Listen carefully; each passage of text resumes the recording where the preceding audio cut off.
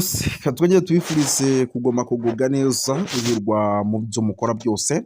Amakuru agezweho harebana n'umutekano, politike na diplomasi. Tugiye kuba tubabwira byinshi bigiye bitandukanye rero, by'umwihariko by'amakuru akomeje kugenda aturuka ku butaka bwa Repubulika ya Demokarasi ya Kongo. Nyuma y'ifatwa ry'umujyi wa Uvira rero, Repubulika ya Demokarasi ya Kongo yakoze inama idasanzwe. FARDC ihita yerekana ingamba nshyashya mu rugamba rwo guhangana ndetse no guhangana bikomeye n'igisirikare cya M23. Ariko kandi ijambo rikomeye rya Perezida Kagame yongeye rwose by'umwihariko kuvuga ko akeneye amahoro cyangwa se Afurika y'akarere k'ibiyaga bigari, Afurika yunze ubumwe ikeneye amahoro. Turaza kuba tubabwira byinshi bigiye bikomeye. Hari ijambo rikomeye yabwiye perezida w'igihugu cy'u Burundi cyangwa se Uburundi. Turaza kuba tubikomoza tubiva imuzi n'imuzingo, tubapudetinga tubabwira uko situwasiyo ihagaze. Abarundi baritsize isa n'isa Uvira bishobora kuza guhindura isura. Turaza kuba tubyinjiramo tubabwira uko byifashe nyamuneka. Mu gihe kandi ku munsi w'ejo nabo bari bakoze inama idasanzwe, ikaba ari inama yari igamije by'umwihariko kureba nimba bari gukomeza intambara cyangwa se bakamanika amaboko. Ni inama yanzuriwemo ibiki bimeze bite. Turaza kuba tubikomozaho tubiva imuzi n'imuzingo, tugira tubapudetinga tubabwira uko situwasiyo ihagaze. Turaza kugaruka ku bice bigiye bitandukanye, tugere tubapudetinga by'umwihariko byano mu Minembwe. Imirwano yamaze kuba ifata indi ntera. Turaza kuba tubabwira uko imeze. Turaza kugaruka by'umwihariko hano za Masisi, tubapudetinge by'umwihariko tubabwire uko meze. Masisi ibintu byakomeye, ibintu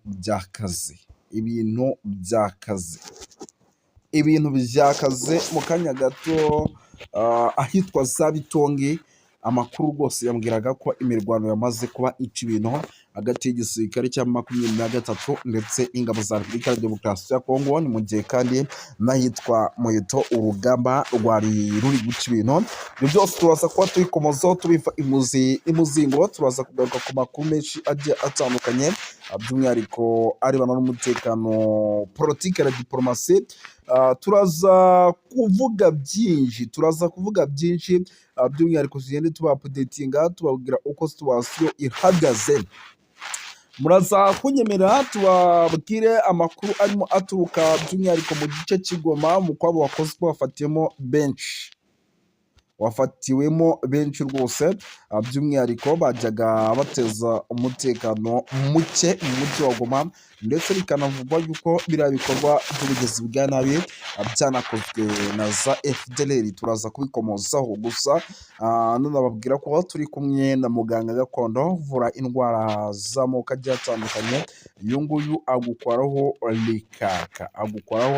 by'umwihariko rikaka. By'umwihariko rero avura indwara z'amoko agiye atandukanye zirimo amarozi, zirimo ibitegano. Atanga imiti ku bashakanye, ukimuhamagara menya ngo wamaze gutandukana n'uburwayi. Nimero wamubarizaho icyo waba urwaye cyose nyamuneka ni guteranya 243 524 iyo nimero uyandikiye atayari ako kanya nyamuneka uhita by'umwihariko ubona ubutabazi bwihuse ku ndwara iyo ari yose waba urwaye muri rusange. Twirukanse cyane rero ntabwo ndi butinde, by'umwihariko reka mpite ninjira muri no nkuru duhite tuyiva imuzi n'imuzingo mu buryo bwihuse cyane, kuko nababwiye yuko amakuru ari menshi arebana n'umutekano, politike na diplomasi. Ndabona muri Repubulika ya Demokarasi ya Kongo aho bita muri Katanga bageze icyo bavuga nabo ku ifatwa ry'umujyi wa Uvira. Ni byinshi cyane, ndabona amakuru ari menshi cyane akomeje kugenda atangazwa arebana n'umutekano, politike na diplomasi. Yes, twirukanse cyane rero sinibutinde ngiryo ijambo rikomeye Perezida Paul Kagame by'umwihariko yavuze abwira igihugu cy'u Burundi gikomeje kugenda kigaragaza ko nta guhagarara habe namba ku kijyanye no gukomeza kwataka cyangwa se guhangana. Ni ukuvuga ngo rero by'umwihariko amahoro mu karere k'ibiyaga bigari agomba kuboneka. Ibyo nibyo Perezida Paul Kagame w'u Rwanda ari mu byo yanagejeje by'umwihariko mu bari bitabiriye umuhango w'inama idasanzwe, by'umwihariko havugiyemo n'ijambo by'umwihariko rigaragaza ko uko byagenda kose amahoro mu karere k'ibiyaga bigari agomba kuboneka kandi akaba amahoro arambye apana guhora mu cyitwa intambara. Ariko kandi nanone ku rundi ruhande ngo tubabwira uko byifashe, turaza gukomeza ku makuru menshi agiye atandukanye muri teritwari ya Walikale. Hari amakuru ari kugenda aturuka, turaza kuba tubikomozaho tubabwira uko byifashe muri teritwari ya Rubero. Hari amakuru namaze kwakira yuko imirwano ishobora kuba igiye kwimukira umujyi wa Butembo, by'umwihariko isaha ku isaha nyamuneka ukaba wavamo. Turaza kuba tubikomozaho tubiva imuzi n'imuzingo, rwaraye rwambikanye by'umwihariko mu bice bigiye bitandukanye hano muri teritwari ya Walikale ahitwa Ihembe.